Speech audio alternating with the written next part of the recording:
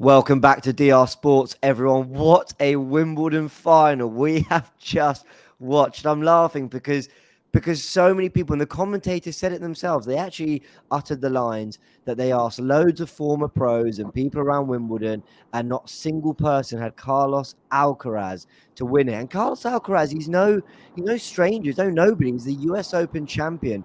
But I don't think a lot of people thought that, especially on grass, he'd have what it would take to beat Novak Djokovic, but he's done it in 5 sets. What a final, Lee. Unbelievable. As you can see, I'm just coming back from the final, So, so You look like you played no, in it. I know, yeah. No, I'm going to have to say this. I'm blown away with what I've seen today, and I actually said, I remember on the Forever Arsenal, I actually said that I wasn't really into Wimbledon. It weren't as great. It's the last week has been absolutely sensational. Great final yesterday, and then today, well, it was unbelievable. And I'm going to say this now: I have not seen Djokovic not outplayed because he wasn't, but like be taken apart at some stage in that middle part of the game. Yeah. I was, yeah, it was breathtaking. It was brutal.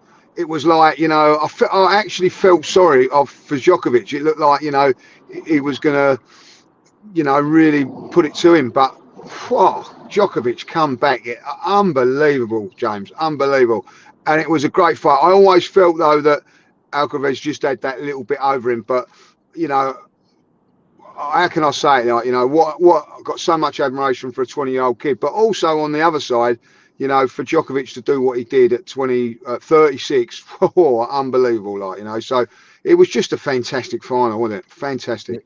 It really was. And we're going to talk about the wider implications of all this and the fact that Alcaraz won it the way he did and all that. But let's actually just break down the game a little bit, because I was really fearing the worst in that first 35 minutes or whatever. Djokovic absolutely tore him apart. And the thing was, right, actually, I say tore him apart. Alcaraz actually had the first break point of the set. Yes. It went past.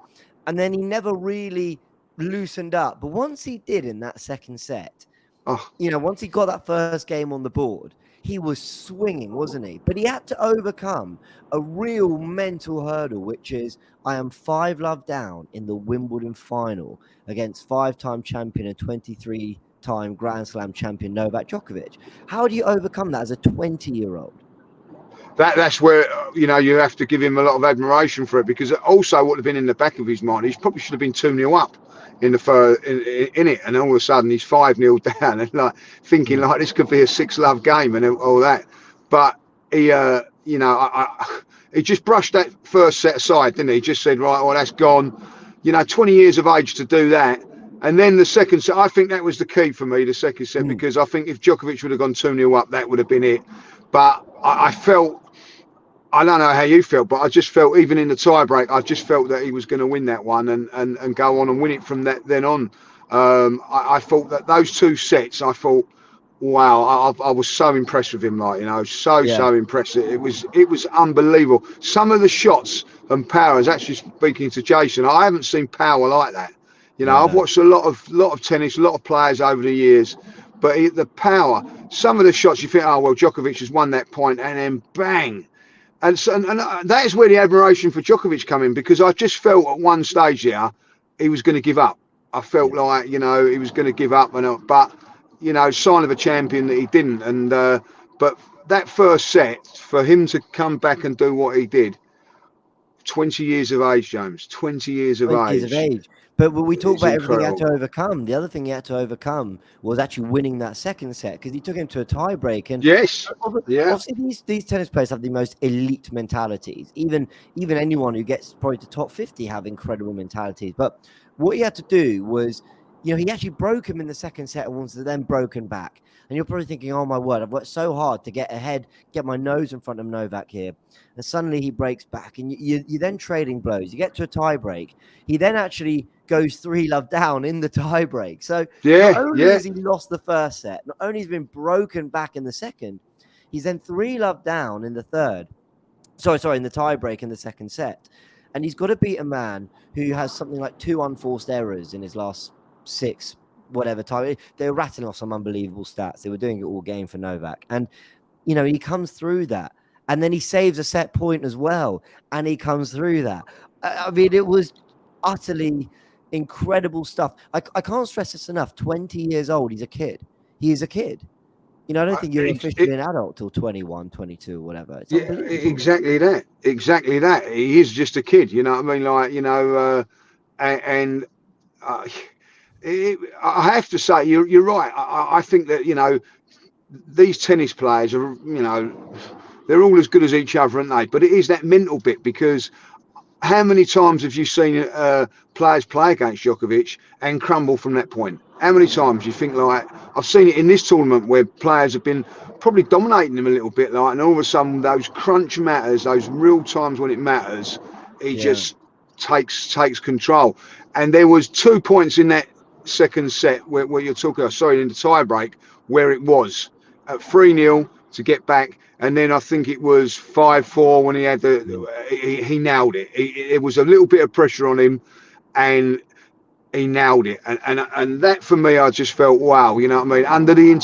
Because I think realistically, if he would have gone 2-0, I don't really see him coming back from that. Like, you know, I agree. So it was such a big point, and a big point of the game. And then from that moment on, from then to the next, have you ever seen Djokovic? I know that he got back 6-1. Have you ever? I cannot remember a time that I've seen Djokovic broken twice in a you know what I mean, like, and lose a set 6-1. He looked all over the place. He looked all over the place, Djokovic. In that unbelievable. Part, you know? But it was like the 2 unforced errors as well in the tie break, and then eventually Alcaraz went and won it, and then. You know, you go serve and volley, but Alcaraz makes an incredible return to equal it on sets. And then in that third, you're right, you know, broken twice, lose the game 6-1. And major credit to Djokovic for coming back, winning the fourth and making a game of it. And I know you want to touch on that, but I also want to mention that I remember when Djokovic beat Alcaraz in the semi-finals of the French. By the way, that is actually Alcaraz's favorite court. Surface, yeah. And it was really interesting the way... Obviously, he won, I think, that the third and fourth set, 6-1, both of them, I think, Novak. And in this game, yes, Djokovic was making a lot of mistakes. But like Djokovic did to Alcaraz at the French, I think Alcaraz was forcing these errors. He was hitting it so hard, so precisely. He was able to do the 25-shot rallies and come out the other end with energy. He was almost beating Novak at his own game a little bit. And, you know, he applied that pressure to Djokovic. 100%, and that service game of Djokovic, when I think it went on like nearly an hour. I don't know how long it went on in the end, but like it was about 25 minutes. 25 minutes was it? Like, I thought it was maybe even longer than that. It seemed like an age. But have you ever seen Djokovic in that position before? I've never seen him, like, you know, struggle to serve out his serve. You know what I mean? But I tell you what, from my point of view, that is where the admiration for Djokovic comes, because that would have taken a toll. And took a big chunk out of a lot of players. And I thought, well, he ain't going to come back from that. And to be honest, I don't think he was really in the game at that stage. You know, I don't think he was in it. Somehow to turn it around. And then I'm scratching my head thinking, how has he got... Not only has he turned it around, he's actually won the fourth set. How did he do that? And you know, the word comes into sign of a champion, isn't it? Like, or, you know, that's what champions do. And that's exactly what he done, you know. Physically, I think he was... being outdone by Alcaraz. I think he was mentally being done. Power-wise, I've never seen, you know, it was like, I know it sounds like men versus a boy, and it was the boy doing it, you know, really pushing it through. Like, you know, remember I've never seen... that Djokovic smash, that he turned into a forehand winner, Alcaraz. Oh, yes. I could not believe it. What was he doing? You know what I mean? Like, he smashed it, and then he smashed it right back to him. But, you know, it was have some of that, take that, you know what I mean? Like, it was like disrespect, but, you know, so much respect, you know. Do you know what I'm saying? It was like, it was incredible. I was watching it, I was, you know, like, unbelievable, thinking, like, you know, and this is where, you know, like, you get a lot of people turn around and say, I don't like tennis and whatever. And I'm looking at that game, watching that today, and say, how can you not like this game? It's just, you know, it was superb, and you couldn't take your eyes off it, because every point was vital. It was going 40-30, you know what I mean, juice on everything. It was just sensational. And that middle two sets from Alcaraz, I had not seen anything better from, or saying against Djokovic. and people will turn around and say, oh well, Djokovic is 36 and all that. People have been saying, James, that this is the best form of his life. He's playing as well as what he's ever done, and he just dismantled him in those two sets. And you think, my God, he's only 20 years old. What is he going to be like when he's matured? Unbelievable. The thing is, you can go around in circles with all that. I'm not about to start the greatest of all time debate, certainly not in the comment section. You can all have it out amongst yourselves. But, he played Federer, who was 6 years older than him, Djokovic, and the same admiration was there for Federer. He's like, oh, you went to 5 sets to the end, and all that. And, sometimes you just wish, can we have Federer? I know Alcaraz hasn't won the 20 slams, but can we all have them the same age and just have it all out with Nadal as well? Wouldn't that be amazing? But, but how do you, Djokovic has experience. Djokovic has been in that position. So, yeah, he is 36 years old, which is incredible. And it makes it so special that he's doing it at that age.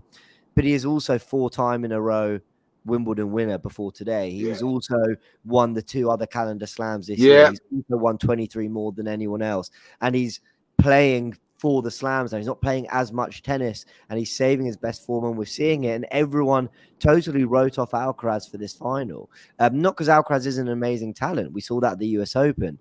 I saw, when I watched the US Open final, I thought, he's gonna get to 15 slams minimum, this kid. He's unbelievable. But this was a special moment. I think it's really important that he went and did it against a Djokovic. The way Federer beat Sampras, Nadal beat Federer, Djokovic beat both. I think he needed this moment. I don't think it would it have been as amazing if he beat Tsitsipas in the final next year because Djokovic had an injury? Obviously it'd mean a lot to him, but this moment makes it even more special. 100% agree. It's poignant like that. And it is unbelievable when you think about it. When you talk about, Federer, Djokovic, Nadal, Andy Murray, if it weren't for injuries, would have got more. None of them were this good at this age. None of them, none of them. Not at 20 years of age, Nadal, who I think was maybe getting a title and all that. I remember Federer lost to Tim Henman. Don't forget, at Wimbledon in his early days. You wouldn't have. Well, when I first watched Federer, I never thought, oh, he's going to go on and win all those Grand Slams. When I first watched him play, Nadal was very much clay specialist in the early days. And credit to him, has worked on it there. And Djokovic was good, but not in the power I've seen of this kid. He's had to work on his power and everything. And Andy Murray, of course, broke down with his physical and fitness level. So I honestly haven't seen anything like this. I know that going back in the day, there was probably, your Bean Balls and McEnroes were this sort of age when those came through. But they, by 24, 25, they were done. These players now are going on into their mid-30s, which is a credit to all of those players we just spoke about. But I've not seen this. I've not seen the power. And also, James, I think we should say, we've all seen power, but it's the array of shots. It's not just the power, his touch, his little drop shots in front of the net. There's more to him just power. There's also more to him than just a strong serve. I would actually say his serve will and can improve, but he's still a very, very good serve. But he's not over reliant on that. It's not a fantastic weapon. And if you really look at it, Djokovic didn't have a fantastic serve. He had to work on it to get to where he was. So there's more to come from this kid. I actually today was blown away with what I see today. I really was. I agree. I was blown away watching him in the US Open final, but if I'm not mistaken, I think he beat Casper Ruud in that final. And I think, you sort of think, okay, look, amazing. Casper Ruud, very good player. But there's just something else when it's overcoming Novak Djokovic or one of the greats, and he has done that. And, the way he served it out, I'll be honest, he went 5-4 up and he was serving for the title. I'll be honest, I thought, well, Novak's winning this. I just thought, of course he's going to break him. He's going to break him. Because I just thought that's just what Novak does. But then the ice in this man's veins. Alcaraz loses the first point with a drop shot. What does he do on the second point? Wins it with a drop shot. And then he serves, was it 7? I think he was it 6? I think it's 6 first serves in. I think, was it? Yeah, that That's a great point, because there was part of that game, I think it might have been in the fourth set, where he wasn't getting his first serve in. He was still winning the games, but wasn't getting it in. When it really mattered, Yeah, James, when it he matters. produced with the first serve. I think in one set, I don't know the set he lost. He only had one ace in the whole set. In that last couple of games, he even aced on a second serve. You know what I mean? Come on, there's so much pressure on him. And I don't know if you noticed it.